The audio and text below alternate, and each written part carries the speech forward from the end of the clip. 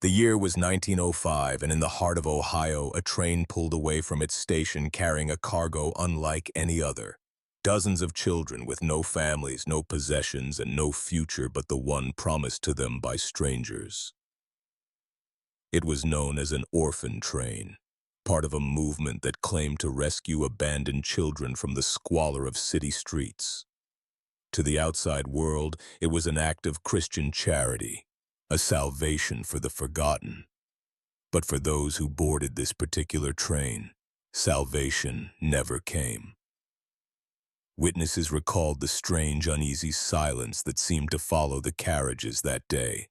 Some spoke of children pressed against the windows, their wide eyes reflecting something they couldn't yet understand, fear of where they were being taken. Others claimed that the officials overseeing the trip were far too secretive, their expressions grim, as though they knew something terrible was waiting ahead. When the train left Ohio's station, it carried over 70 children. By the time it reached its final stop, many were gone. And what was discovered along those tracks would become one of the most sinister mysteries in American orphan history. A story of children promised hope, only to be delivered to their deaths. To understand the tragedy of the 1905 Ohio orphan train, we have to go back to the roots of the movement itself.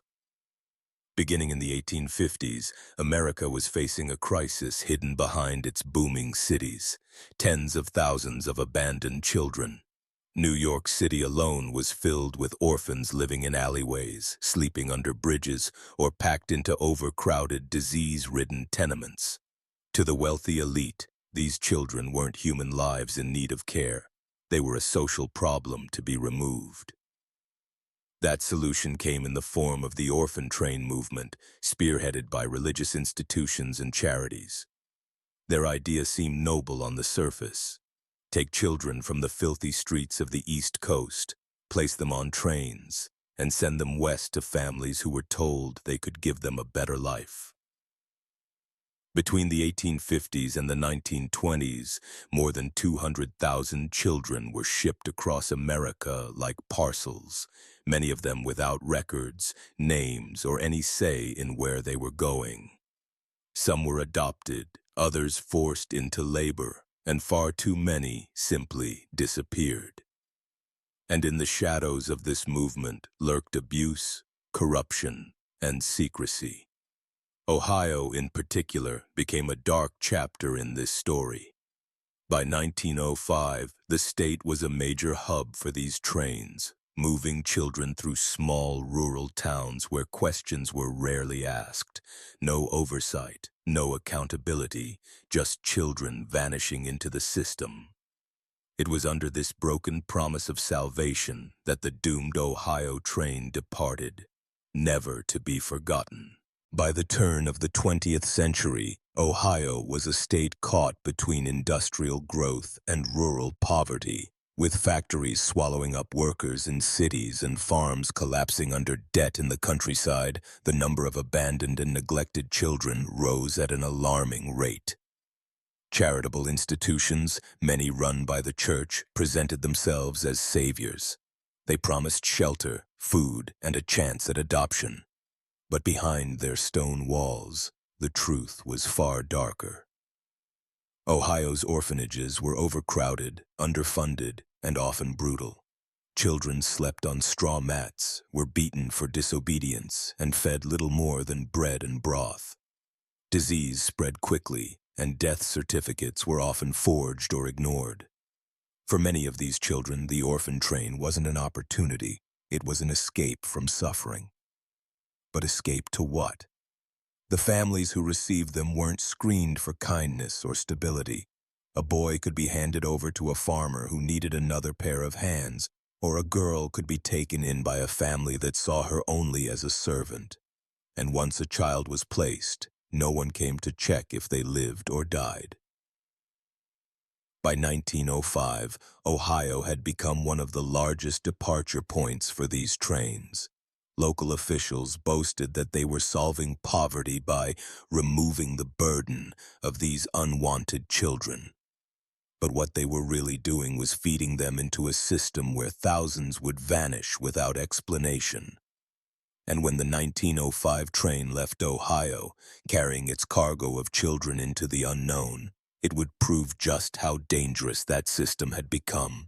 On that cold Ohio morning in 1905, the children were gathered in silence at the station. Some clutched small cloth bundles, a few scraps of clothing, a broken toy, or a prayer book given to them by the nuns. Others had nothing at all. They ranged from toddlers barely old enough to walk to teenagers already hardened by abandonment. Many were the children of immigrants who had died in factories, in mines, or from sickness. Some had been left at church steps. A few, no one even knew where they had come from. Witnesses later recalled the looks on their faces. They weren't excited like children going on a trip. They were quiet, watchful, and afraid. It was as though they sensed that this train was not a passage to hope, but a passage to something darker. Among them were siblings clinging to each other, terrified of being separated forever. A boy of 8 held the hand of his little sister, whispering promises that he would never let go. Another child, described in reports, kept repeating a single phrase under his breath: "Don't take me." The officials herding them aboard wore the uniforms of authority: priests, nuns, and city agents. Their stern commands left no room for hesitation. The children were marched into the cars like cattle, seated in rows, and warned to stay silent. In total, more than 70 children boarded that day. But not all of them would reach the end of the line. For some, this would be the last journey they ever made. The train's route seemed ordinary on paper, a line stretching through rural Ohio, across quiet farmland and scattered towns, before reaching its supposed placement destinations further west. But this particular journey would earn a reputation unlike any other. The records show that the train departed Columbus, Ohio, carrying over 70 children and their overseers. It was meant to stop in a handful of small towns where families, farmers, laborers, and townsfolk were waiting to select children. The idea was that each stop would bring relief to the train as more children stepped off to new homes. But from the very first miles, things went wrong. Local accounts describe the train as traveling at unusual hours, sometimes in the dead of night, skipping stations without explanation. Witnesses in small towns recalled waiting at platforms where the train was scheduled, only to find it rushed through without stopping. Some swore they saw faces pressed to the glass, small hands slapping against the windows as the cars thundered by. The route became twisted with secrecy. Instead of following the published schedule, the train began making strange, unrecorded halts, stopping in isolated fields, abandoned sidings, and near forested stretches where no passengers should have disembarked.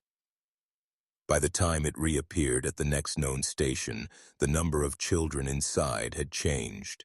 No announcements, no explanations, just fewer faces staring out. The route that should have led to opportunity became something else entirely, a shadowed path where children vanished into the night.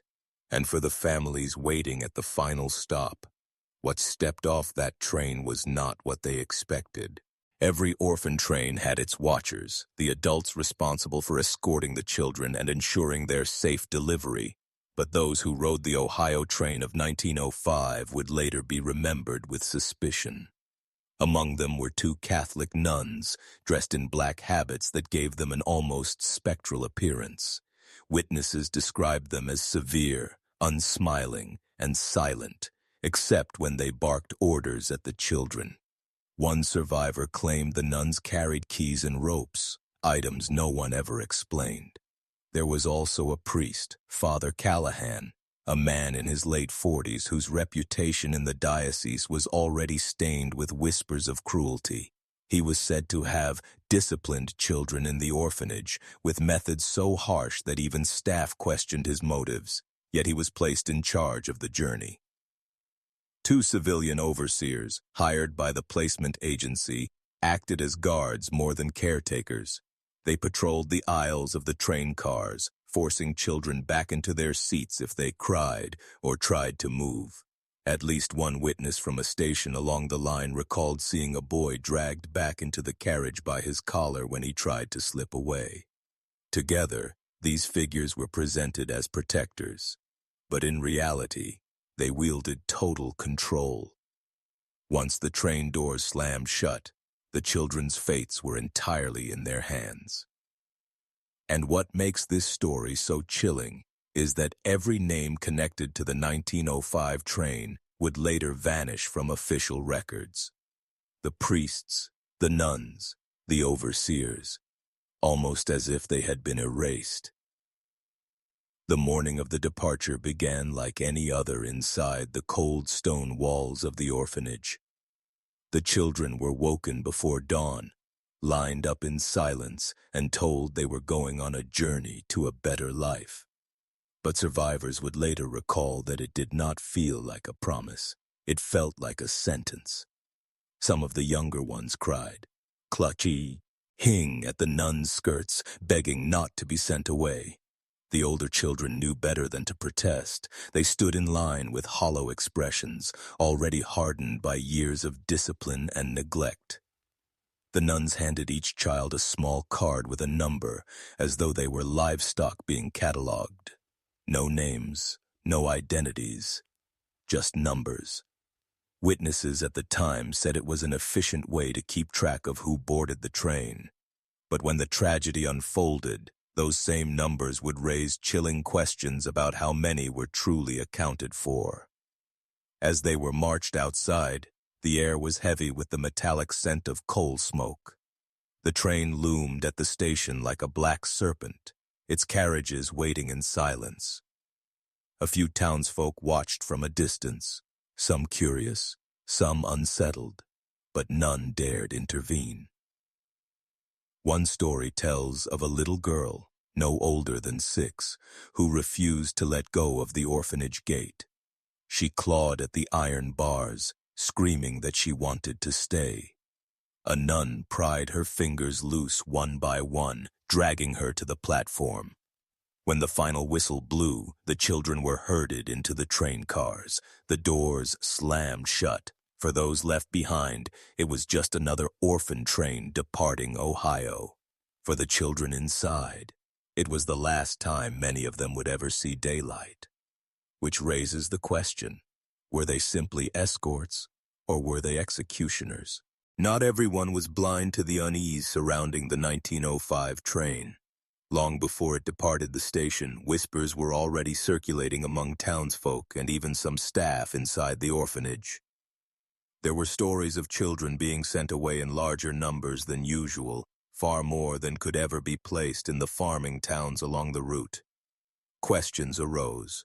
Where would they all go? Why weren't there enough families waiting at the receiving stations? A few locals claimed they overheard the overseers speaking in hushed tones, referring to the trip as a special arrangement. No one knew what that meant, but the phrase would later haunt the story. Railway workers, too, felt something was wrong. One conductor reportedly muttered that the cargo felt heavier than it should. Another swore he saw wooden crates loaded into the baggage car, crates that were never officially logged. When asked about them, the nuns gave no answer. And then there were the warnings. Some recalled that Father Callahan was unusually stern with the townsfolk, telling one man who asked too many questions, "Do not meddle in the work of God." His eyes, the man later said, were cold and threatening. But the uneasiest whispers of all came from inside the orphanage. One kitchen maid, who later gave a sworn statement, claimed she overheard a nun saying, "Not all of them will return." It could have been a cruel joke. It could have been a misheard remark. But after the train departed and the children began to disappear, those words took on a horrifying new meaning. The train should have followed a clear, predictable route. stopping at scheduled towns where families were waiting to inspect and adopt the children. But almost immediately, the 1905 Ohio train began to deviate. At the first major stop, fewer doors opened than expected. Witnesses later testified that the overseers kept the children inside, ignoring the families who had gathered at the platform. People waiting in the cold grew restless, demanding answers. Instead, they were met with silence, and then the train suddenly lurched forward, departing without explanation. Hours later, the train was seen idling in the middle of a rural stretch of track, far from any station. A local farmer recalled watching figures being led off the train and into the woods. He assumed it was simply children being allowed to stretch their legs, but none of them ever returned to the carriages. Other stops became equally disturbing. At one isolated siding, witnesses described strange crates being unloaded under the cover of night, overseers working quickly as though they didn't want anyone to notice. At another, a station hand swore he heard muffled cries coming from the baggage car, cries that abruptly went silent as the priest emerged, ordering him to step away. And with each unscheduled stop, the train seemed to grow emptier. By the time it reached its third recorded station, several children who had boarded in Ohio were simply gone. No records, no announcements, not even a note in the agency's logbook. The orphan train was supposed to deliver children to homes. Instead, it was making children disappear along the way. As the train pushed deeper into the Ohio countryside, the disappearances grew impossible to ignore. By nightfall, entire rows of seats sat empty. Children who had been seen peering from the windows hours earlier were now gone, their belongings left behind on the floorboards: tiny shoes, a cloth doll, a hand-sewn satchel. One survivor later recalled waking in the darkness to the sound of footsteps in the aisle. The overseers moved silently between the rows, pointing to certain children. Those children were taken by the hand, or sometimes by force, and led toward the rear of the train. None ever came back. The other children huddled together in terror, too afraid to speak. They whispered prayers, clutching each other, waiting for their turn to be chosen. The priest's shadow stretched long across the carriage as he moved with the nuns, murmuring words no child could understand. Some described it as a ritual, others as a selection. Whatever it was, it marked the beginning of their end. At one remote siding, a station worker remembered the train stopping in the dead of night. He swore he heard screams carried on the wind, quickly muffled by the closing of doors. The next morning, when the train rolled past his home, the number of faces in the windows was fewer, many fewer. By the second night of the journey, witnesses estimate that more than 20 children were missing. Yet the overseers maintained an eerie calm, as though everything was proceeding exactly as planned. The Ohio orphan train had started its journey with the promise of salvation. But in the darkness of the night, salvation was replaced by something far more sinister: systematic vanishing. Among all the cars that made up the 1905 orphan train, there was one that passengers and railway workers alike would come to whisper about: the rear carriage, later called the silent car. From the outside, it looked no different than the others: heavy iron doors, soot-stained windows, coal smoke curling past its frame. But anyone who passed by it noticed something strange. The windows were always covered, curtains drawn, shades pulled, glass too dark to see through. And unlike the other cars, no child's face ever appeared at the glass. One railway worker reported that during the journey, the car gave off a foul odor, like damp earth mixed with iron. Another described the way the nuns guarded its doors, refusing entry even to conductors who needed to check tickets or inspect the car. "You are not to concern yourself," one nun allegedly told a station agent. "This is the Lord's work." The children in the other carriages knew the silent car well. They spoke of hearing knocks and scratching against the walls at night. Some swore they heard muffled crying that would rise, then suddenly stop, as if smothered. One of the few surviving accounts came from a boy who later testified as an adult. He said that every time the train stopped, the overseers would lead several children down the aisle toward the rear door. The door would close behind them, and after that, silence. The children never came back. The silent carriage became more than just part of the train. It became a black hole, swallowing children whole, leaving behind only their absence. And as the train rolled westward, its shadows grew longer, and the cries from that carriage would haunt the survivors for the rest of their lives. At first, some believed the disappearances could be explained: accidents, mistakes in record-keeping, or children quietly handed over at unscheduled stops. But as the journey continued, it became clear something deliberate was happening on that train. The turning point came late on the second night. Survivors recalled a moment when the atmosphere inside the carriages changed completely. The overseers, who until then had moved with grim efficiency, suddenly grew harsher, colder, almost mechanical. The nuns no longer comforted the crying children. Instead, they struck them silent. The priest no longer pretended to pray with the orphans. He began issuing orders in whispers that no one else could hear. The stops became stranger, more frequent. At one siding, witnesses saw lanterns moving in the fields, shadowy figures gathering around the train in the dark. No families, no adoptive parents, just unknown adults taking children by the hand and leading them away. None of those children ever returned. By this point, the surviving children realized the terrible truth. The orphan train was no longer delivering them to homes. It was delivering them to something else. One boy later said he remembered looking out the window at the fields rushing by and thinking, "We are not going anywhere good. We are going to disappear." And he was right, because from this moment forward, the Ohio orphan train ceased to be a mission of charity. It became a machine of disappearance, fueled by secrecy and silence. This was the sinister turn, the point where no one could mistake the journey for salvation anymore. In the weeks following the train's arrival, the missing children might have been written off as a clerical error, swallowed by the silence of the church and the state. But then came the discoveries. Along the route the train had taken, farmers and townsfolk began stumbling across small, hollow graves in the woods and fields near the tracks. At first, they thought they were animal burials, but when a group of men unearthed one of the sites, they found the remains of a child still wearing the ragged clothing of an orphanage. More graves appeared.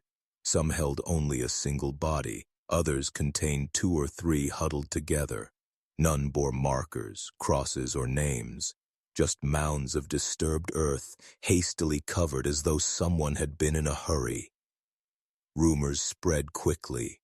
Families who had waited at stations began asking questions. Why were children buried in fields instead of placed in homes? Who was responsible for digging those graves? And why did the train's overseers seem to vanish once the news broke?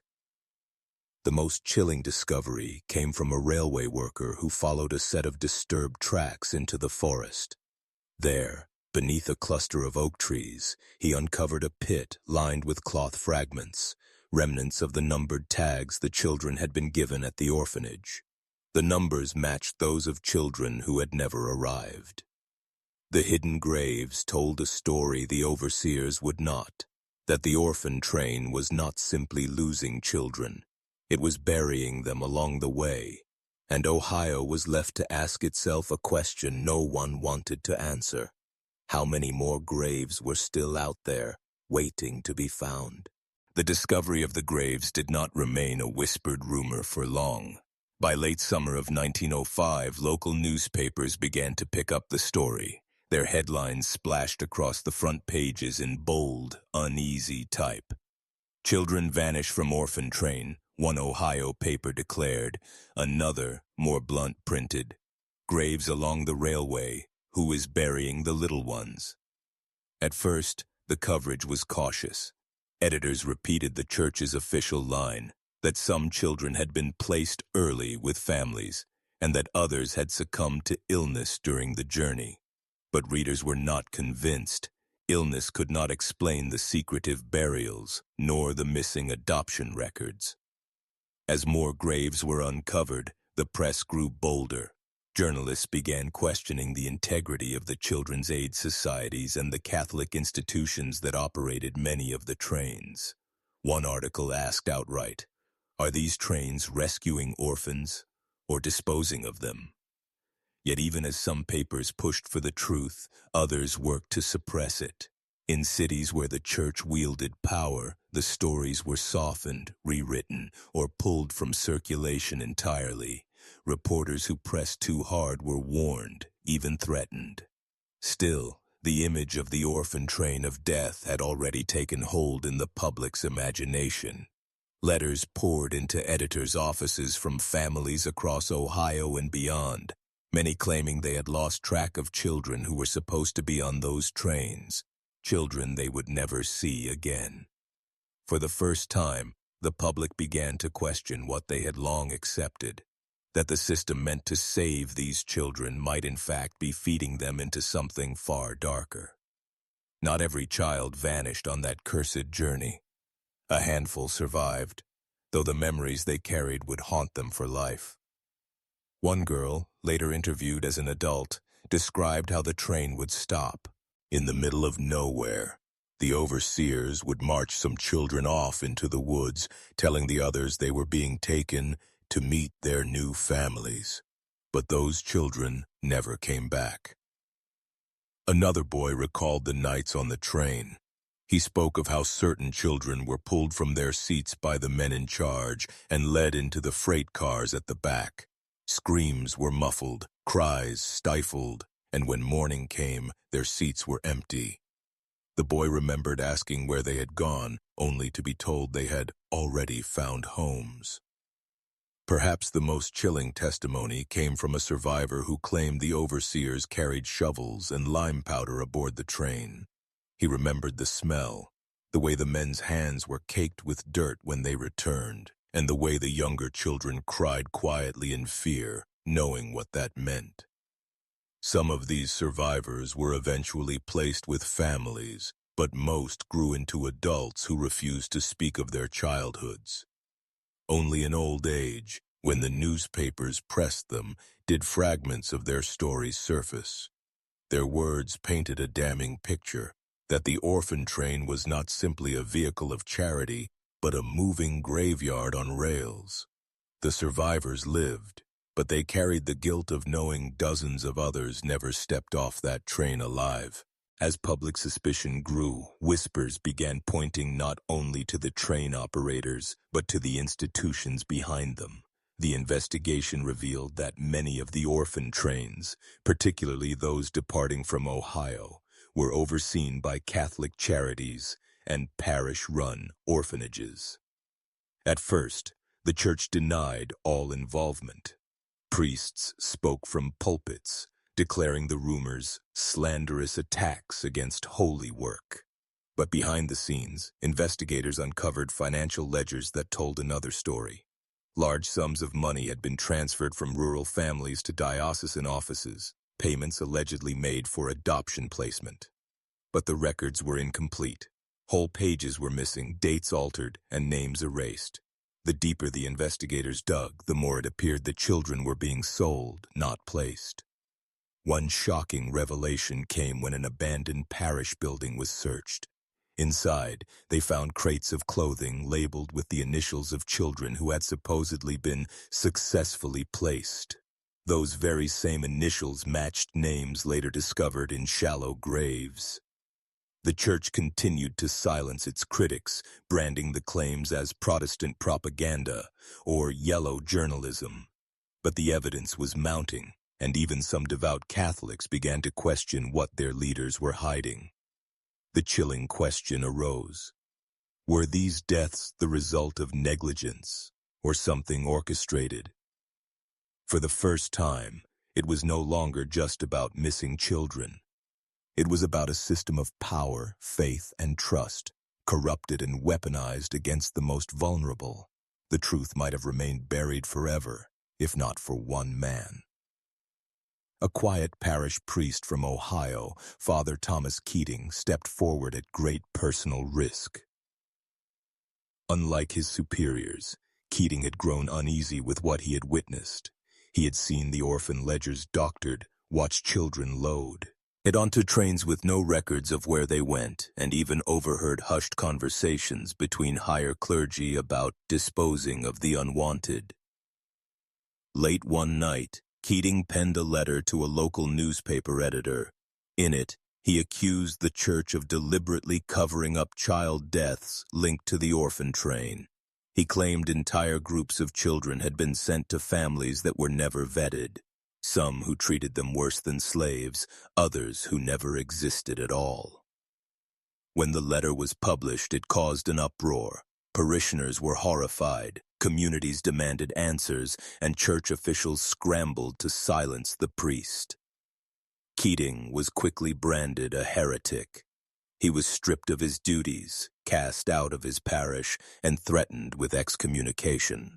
Anonymous notes warned him to keep quiet or face the same fate as the children he tried to protect.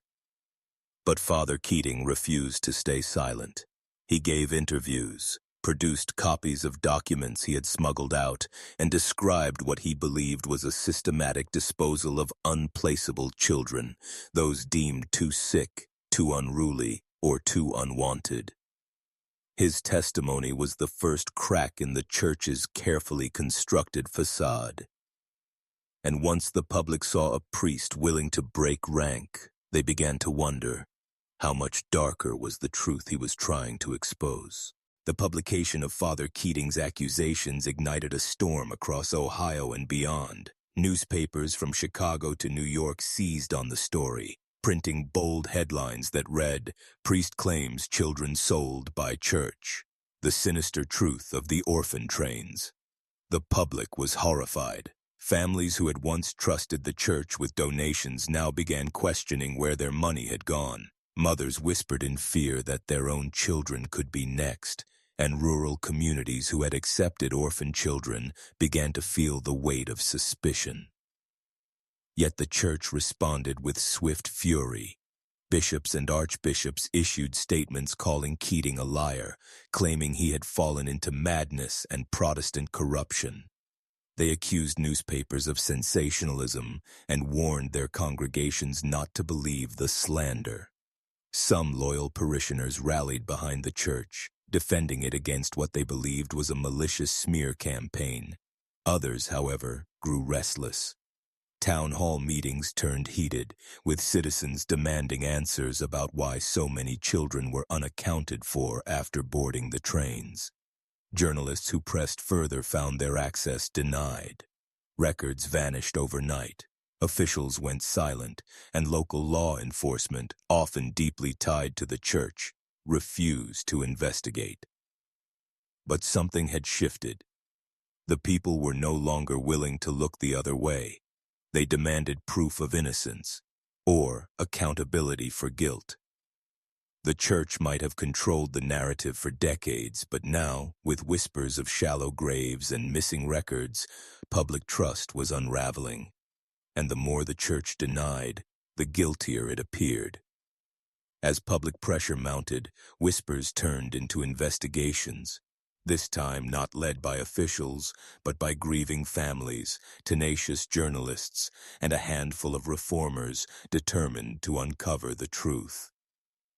It began with the farmer in rural Ohio who, while plowing his land, unearthed small bones near an abandoned property once used as a way station for orphan trains. At first, he thought they belonged to animals, but when a local doctor examined them, he concluded they were human remains, children no older than 10. Word spread quickly. Soon, more discoveries followed. Unmarked graves behind former orphanage facilities. Crumbling ledgers that listed children's names with a single word written beside them. Gone. Eyewitness testimonies from townspeople who remembered wagons arriving at night, carrying coffins far too small. The most disturbing find came from an old caretaker who confessed on his deathbed that he had been ordered to bury children who didn't survive the journey. His voice trembled as he admitted he had dug dozens of shallow graves, never marking them, never speaking of them. Until now. These chilling discoveries validated Father Keating's warnings. The deaths were not rumors. They were real, undeniable, and buried in the soil of Ohio itself. And yet, every time a body was uncovered, church representatives insisted it was natural causes, nothing more than the tragic reality of the times. But the sheer number of graves suggested something far darker, systematic neglect, or something worse. The evidence was no longer hidden in dusty ledgers or whispered testimonies. It was in the ground, staring back at a horrified public. By now, the scandal could no longer be silenced. The discovery of children's remains had forced the hand of the state. In late 1906, Ohio officials announced the formation of a special investigative commission to look into the orphan trains and the institutions tied to them. At first, the public celebrated.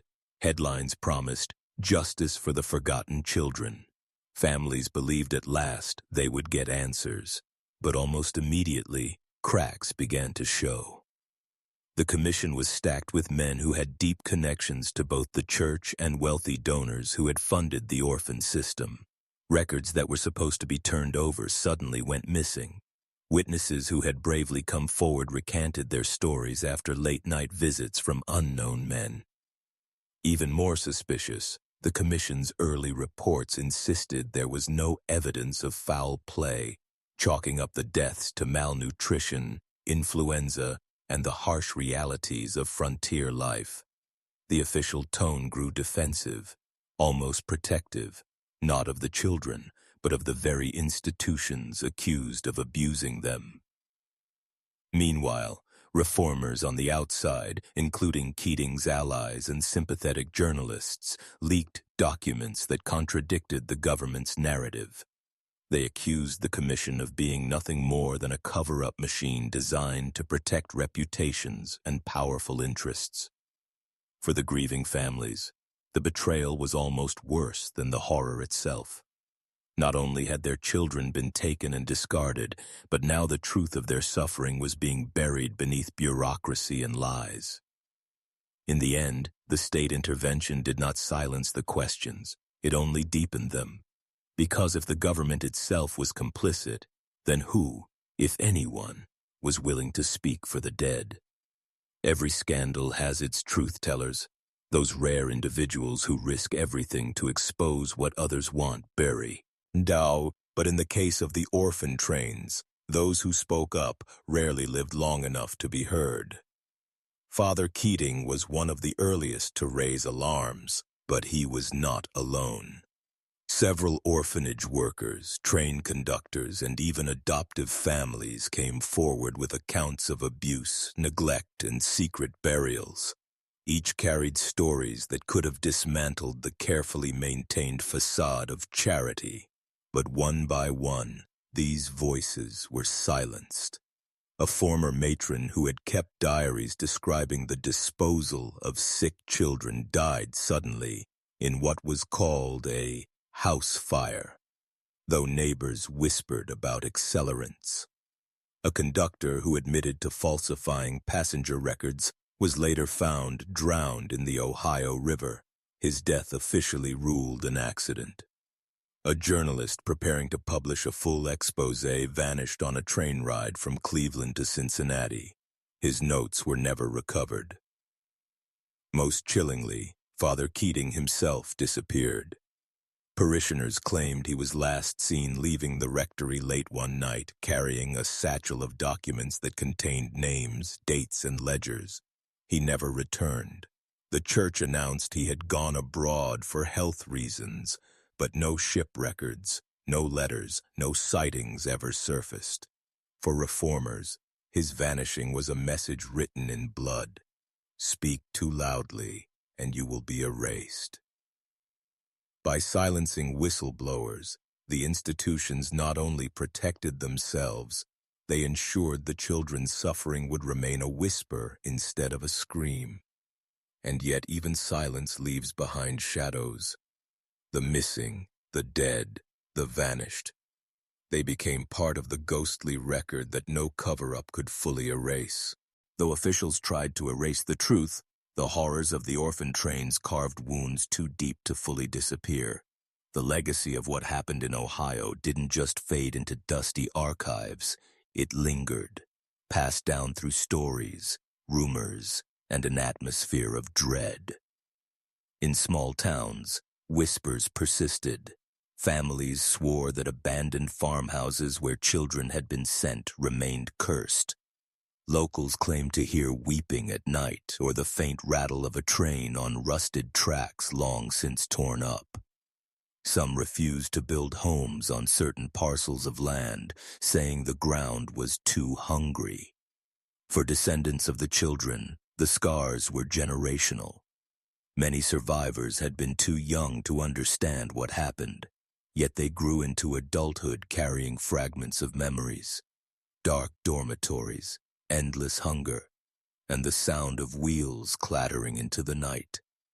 Their children and grandchildren inherited not only the trauma, but the shame, since the system had branded these children as unwanted, unworthy, disposable.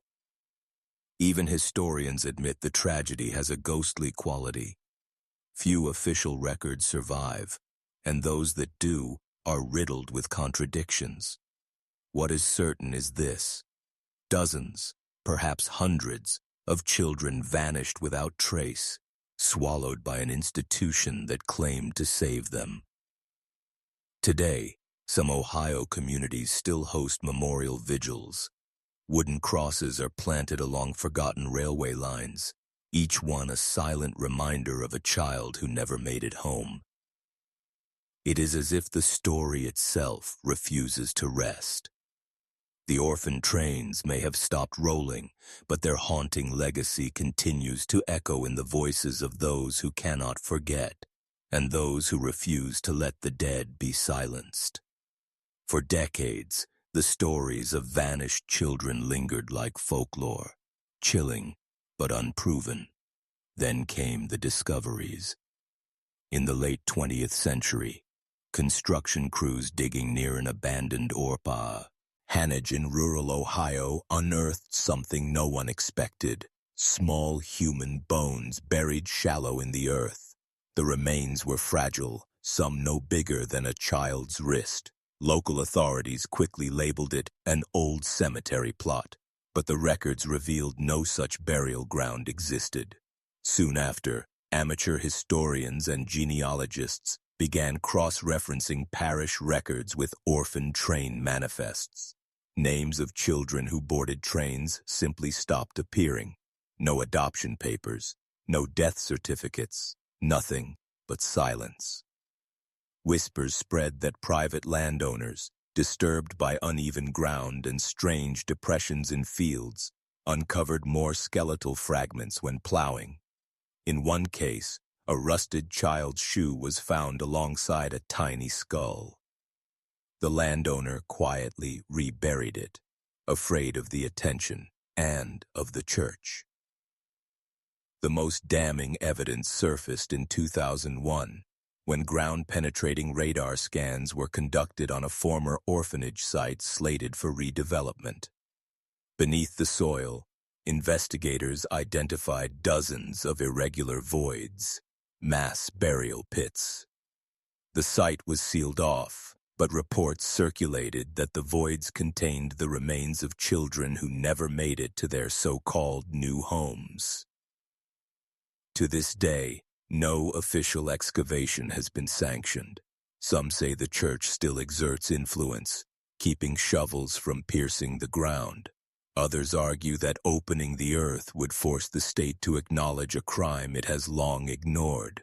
But the earth does not lie. Every hollow beneath the soil, every unmarked mound is a silent testimony to what happened on those trains. The forgotten graves, whether acknowledged or not, have already spoken.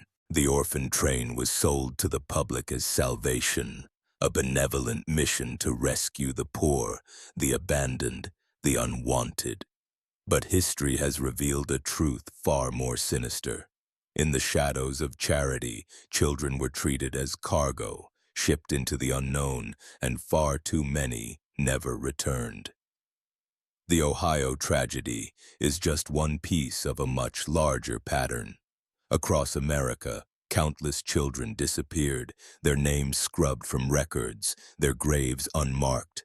Some became indentured servants, others victims of abuse, and some simply vanished into the earth beneath forgotten institutions.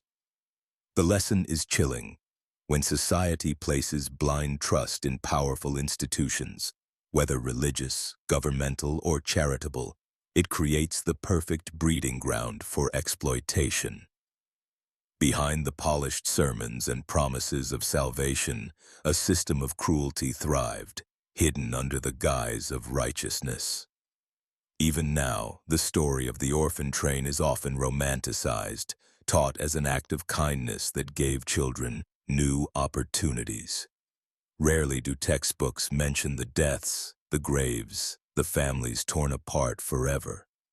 The silence is its own kind of complicity. But remembering matters. Every child whose voice was stolen deserves to be heard. Every unmarked grave demands recognition. Every forgotten story must be dragged back into the light. Because if history teaches us anything, it is this. The most sinister horrors are rarely committed by monsters in the dark, but by institutions claiming to act in the name of God, charity, or progress. The train has long since stopped running, yet its echo lingers, a warning we cannot afford to ignore.